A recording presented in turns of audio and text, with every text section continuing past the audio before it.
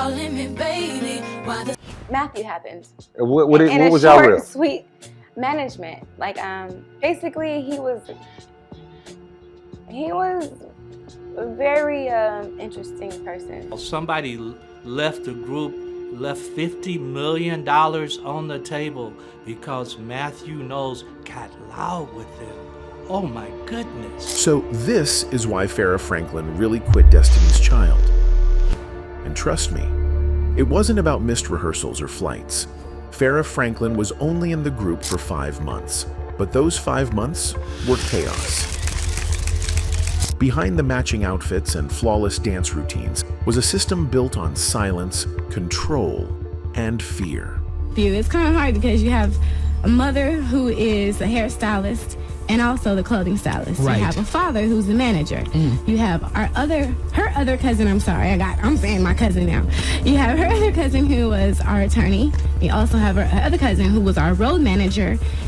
Farrah wasn't just a backup singer. She was a young woman trying to survive inside a machine that wasn't made to protect her. It was really bad. I called Mathew and I told him I was drained. I had to sit with an IV for like 4 hours in my hand. Like I was drained. So long story short, like I said, I didn't want to complain because I didn't want to get kicked out of the situation because I'd seen what happened to the girls prior. So I'm trying to play my part, go to the hospital on my own, take care of my own stuff, and be back. And the more she spoke up, the more that machine pushed her out. I called Mathew just to let him know what was going on. I told him, hey, I just got out of the hospital. The doctor said this, whatever, but I'm left on the plane. He was like, I don't give a what you just did. You better have your ass in that plane or you'll get replaced. As long as we have Beyonce, there's gonna be a Destiny's Child. She wasn't kicked out for being late. She was discarded the second she stopped following orders. So what really happened behind the scenes of one of the biggest girl groups of all time? In early 2000, Destiny's Child was in full-blown crisis mode. Just a few months earlier, 2 of the group's founding members, Latavia Robertson and Latoya Luckett, had been quietly pushed out. Their removal wasn't just messy, it was explosive. At the heart of the conflict was Mathew Knowles, Beyoncé's father and the group's powerful manager. Latavia and Latoya accused him of everything from favoritism to financial mismanagement. More than anything, they believed he was grooming Beyoncé to be the solo star and clearing the path for her to rise without resistance. The group was about to shoot their biggest video yet, Say My Name. Cameras were set to roll. Contracts were unresolved. The label was breathing down their necks. There was no time to audition or vet anyone. Replacements had to be fast-tracked immediately. That's when Michelle Williams and Farrah Franklin entered the picture. The group. Hello everyone, my name is Michelle Williams. I'm 19 years old. What's up everybody? I'm Farrah. I'm from LA and What fans didn't know is how rushed it all was. Michelle had at least some experience. She'd been a backup singer for Monica and had performed in gospel choirs for years. She could harmonize, hold her own on stage, and move in rhythm. It was still a challenge, but she had a foundation. Farrah, on the other hand, was coming from a different world entirely. She had never been a lead vocalist in a group. She hadn't performed on stage professionally. She wasn't from Houston. And she hadn't been rehearsing in the Destiny's Child pipeline like some of the backup dancers or vocalists they had access to. So why was she chosen? According to multiple interviews, including one with Farrah herself, she landed in Destiny's Child after working as an extra on the Bills, Bills, Bills video. It wasn't her vocal power or performance resume that got her the call. It was how she looked. In Destiny's Child, especially under Mathew Knowles, image mattered just as much as talent. The group needed symmetry. They needed balance. They needed to make this lineup shift look intentional, like it had always been this way. Farrah reportedly had her hair dyed to match Latavia's. Tina Knowles, who styled the group at the time, wanted Farrah to appear visually similar to the member she was replacing. Same general height, same slot in photo shoots, same choreography positions. Even Beyoncé acknowledged, years later, that the transition was jarring. But for Farrah, the reality of being thrown into a high-speed pop machine hit fast. She had 2 weeks to learn choreography for Say My Name. She had to memorize lyrics, press scripts, outfit changes, and smile through it all as the group weathered fan backlash. Because Destiny's Child fans weren't just upset. They were vocal. They were angry. People flooded message boards, wrote letters, called into TRL, demanding to know what happened to Latavia and Latoya, and why these new girls were being propped up in their place. Farrah and Michelle were seen as the villains, even though they had nothing to do with the decision. Behind the scenes, things weren't much kinder. Farrah barely had time to breathe. The schedule was relentless. Photo shoots, rehearsals, radio drops, interviews, all with little room for error. And Farrah, she had no voice. She wasn't allowed to speak in interviews without permission. She had no solo parts, no agency, just pressure. From the moment she entered Destiny's Child, she wasn't a member, she was a placeholder, and she knew it.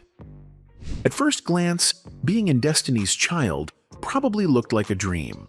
The flashy outfits, the chart-topping hits, the sold-out shows. What more could a young woman in music ask for? But according to Farrah Franklin, behind the smiles and sequins was a completely different world, one that felt more like a machine than a music group. From day one, Farrah says she could feel how tight everything was. Not tight like well run, tight like there was no breathing room. She couldn't speak freely, couldn't voice concerns, couldn't really be herself. She later said in interviews that during press runs, she wasn't even allowed to answer basic questions unless she had been told it was okay. Everything, down to who got to speak first, was decided beforehand. Farrah had no solos, no signature moment, and even the stuff that sounds small, like what music she could listen to on the tour bus, wasn't up to her. Everything was curated, everything was controlled. A lot of the time that I was in the group, I felt like I was walking on eggshells because they did just fire the girls that they were friends with for 10 years. So who do I think I am coming in a group demanding or saying anything? And that's a key part of it, the fear. Farrah wasn't just nervous because things were strict. She was nervous because she knew what happened to the last two girls who spoke up. Latavia and Latoya had been Beyoncé's friends for years, and they were replaced without warning. If they could be pushed out, anyone could. So, Farrah kept quiet. She did what she was told. But even that wasn't enough. Because, as she would later reveal, the group didn't operate like a typical band. It wasn't 3 or 4 girls making decisions together. It was the Knowles family, and everyone else. Mathew Knowles, Beyoncé's dad, ran the entire operation. He was the group's manager, the deal-maker, the spokesperson. Tina Knowles, Beyoncé's mom, was the group's stylist. She chose the outfits, fixed the hair, managed the group's image. Beyoncé's cousin was the lawyer. Another cousin handled road management. Solange, Beyoncé's little sister, danced back up on tour. It's kind of hard because you have a mother who is a hairstylist and also the clothing stylist. Right. You have a father who's the manager. You have her other cousin, I'm saying my cousin now. You have her other cousin who was our attorney. You also have her other cousin who was our road manager. Farrah, on the other hand, she had no one. No family members on the road. No personal assistant. No in with the team. She was completely alone, surrounded by a tight-knit family running a business where she was just an outsider. Even Michelle, the other new girl, had connections to gospel circuits and more industry experience. But Farrah, she was the outlier, and she felt it every single day. She later explained that things felt like a clique, and she wasn't in it. The girls had inside jokes, routines, a rhythm, and no one had the time or interest to help her catch up. Everyone was moving so fast, she was barely able to keep her head above water. And on top of all that, the fans didn't exactly welcome her with open arms either. Many were still angry about Latavia and Latoya's departure, and Farrah, as one of the replacements, took some of the heat. She had to deal with stares, criticism, even booing in some cases. Not for something she did, but for simply being there. All the while, Beyoncé was rising, not just in the group, but in the way the business was being run. Every interview centered on her. Every article highlighted her name first. And Farrah started to realize this wasn't a team. It was a launchpad for Beyoncé. Farrah said she tried to speak up once about something small, but it was met with resistance, like she'd stepped out of line. That's when she really got it. The machine wasn't built for her. It was built around Beyoncé. Everyone else, from backup dancers to full-fledged group members, was just part of the setup.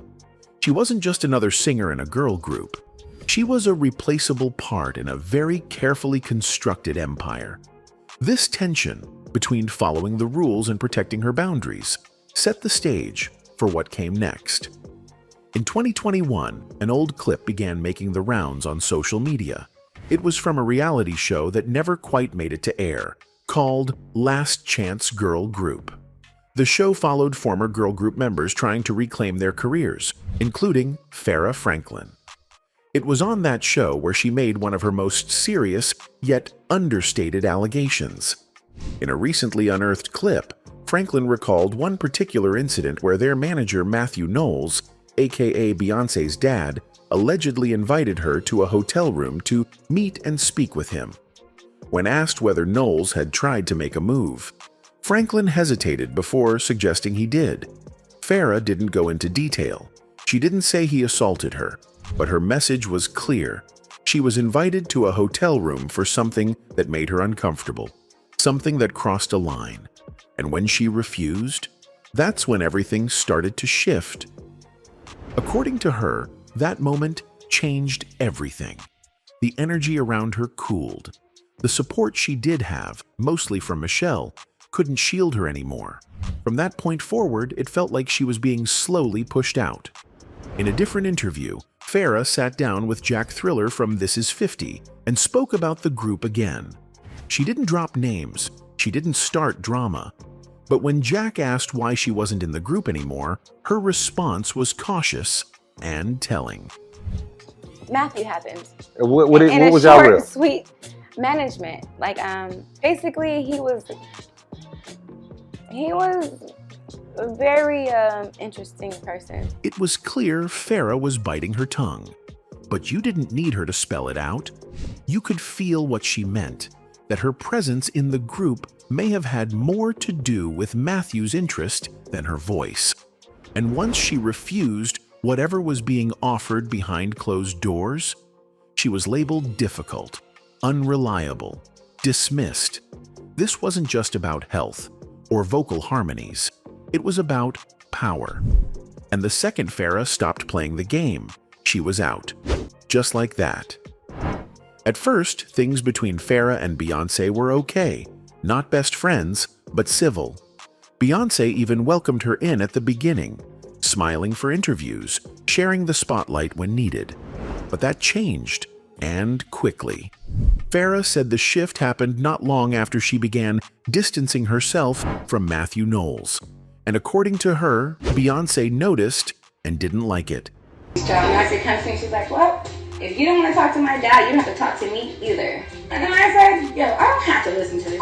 She's like, you don't. That quote stung, and it perfectly captured how things worked behind the scenes. Mathew wasn't just the manager, he was the glue.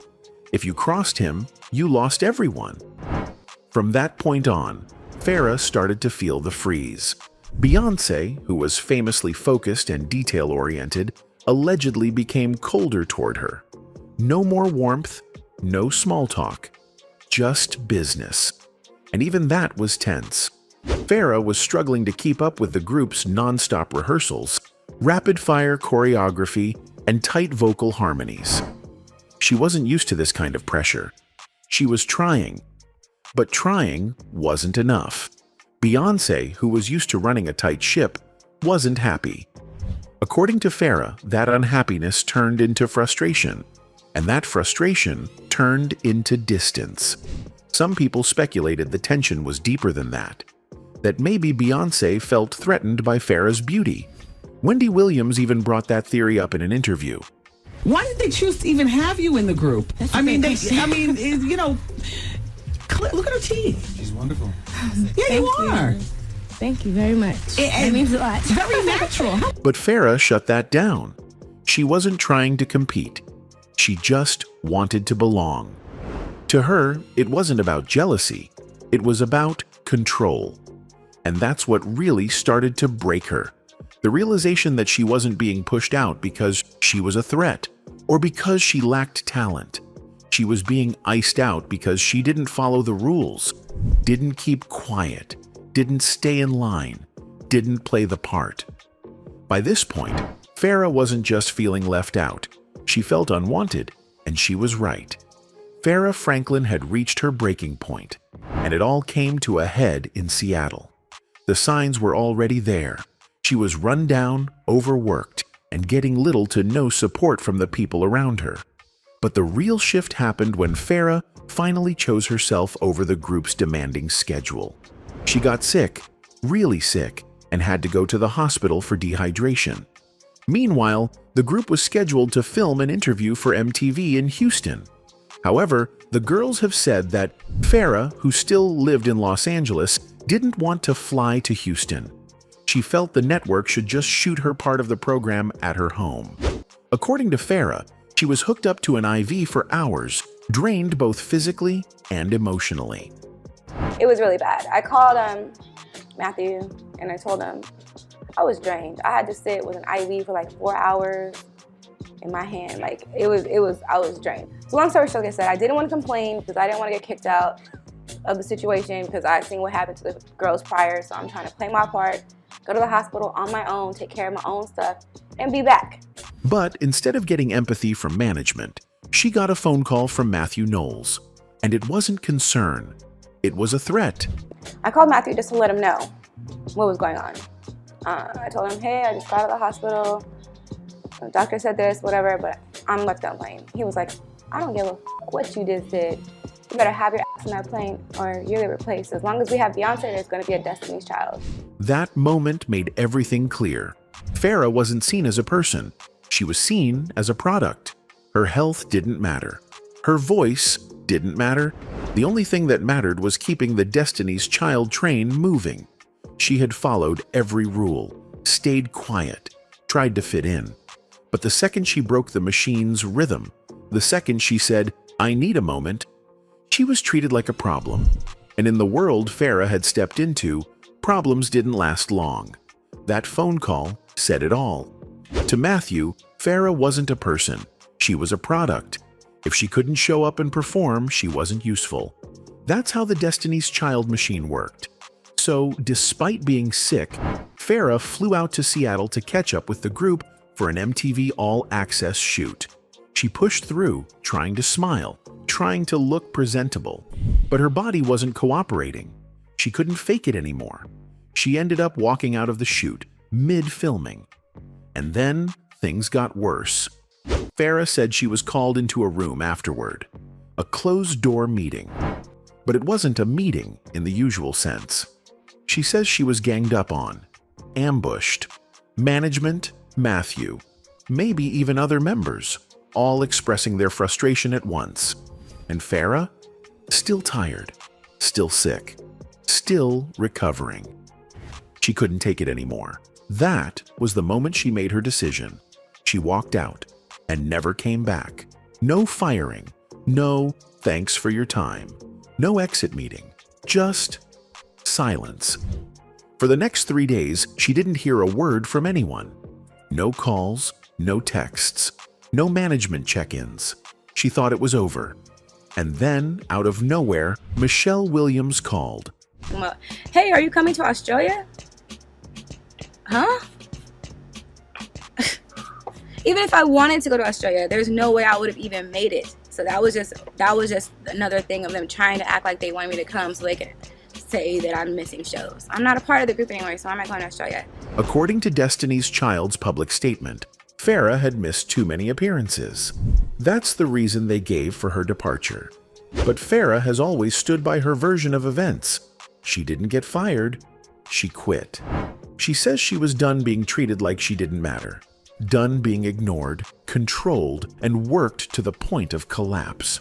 She knew her worth, and even if walking away meant giving up fame and fortune, she wasn't going to sacrifice her dignity. To this day, that moment in Seattle remains a turning point, not just for Farrah, but for how people started to see the truth behind the Destiny's Child brand. It wasn't just drama. It wasn't just another girl leaving the group. It was a warning sign that the system wasn't built for everyone. Only a select few got to thrive in that world. And if you couldn't keep up or didn't fall in line, you were gone. Just like that, Farrah Franklin's time with Destiny's Child was over. And just like that, the spotlight faded. She tried to keep things moving, dipped into acting, gave music a shot, but without the massive machine behind her, without the Knowles engine promoting and protecting her, everything became a struggle. Doors that once cracked open slammed shut. It wasn't just her career that took a hit. Behind the scenes, Farrah was dealing with something even heavier, her mental health. She later spoke openly about battling depression and anxiety, describing a sense of isolation that never really left her after she walked away from the group. In 2017, things got even harder. Her biological father passed away, a painful loss that shook her, and it forced her to reflect on how little care and compassion she felt during her time in Destiny's Child. And it was just a lot. Like, I wanted to be happy, and this is like everything I've ever dreamed for, and I wasn't happy. Yes. Why? Were the sisters ganging up on you? Beyonce? It was a little, well, because you have someone's whole family. Sister. Farrah wasn't just speaking from a place of pain. She was calling out a system. She revealed that Mathew Knowles didn't just manage the group's business. He controlled almost everything. What she wore, how she styled her hair, what she could say in interviews. Even her tone had to be filtered. To Farrah, being in Destiny's Child didn't feel like joining a sisterhood. It felt like being slotted into a pre-planned image. She wasn't invited to thrive. She was expected to obey. And the moment she pushed back, even a little, it was over. Destiny's Child was never just a music group. It was a machine. And in that machine, Farrah felt like a disposable part. Even now, Farrah's name rarely comes up when people talk about Destiny's Child. In official histories, she's barely mentioned. Some fans don't even remember she was part of the group. But the truth is, her brief time in the spotlight revealed a lot. Her exit was more than a personnel change. It was a red flag. Her story, like those of Latavia and Latoya, gave the public a closer look at how things were really run behind the scenes. There were too many exits, too many quiet disappearances, and one name always came up: Mathew Knowles.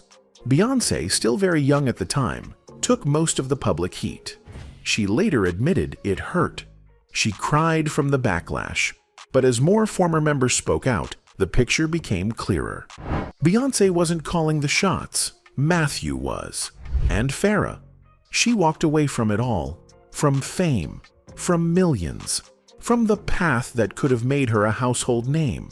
According to Mathew himself, she left $50 million on the table.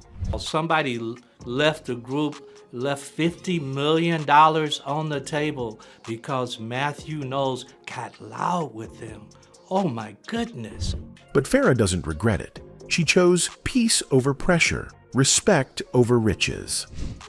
Farrah Franklin's run in Destiny's Child was short, but far from meaningless.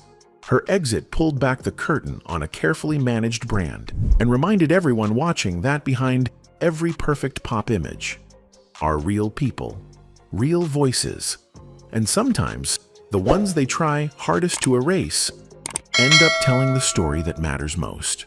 Anyway, that's it for this video, folks. Bye.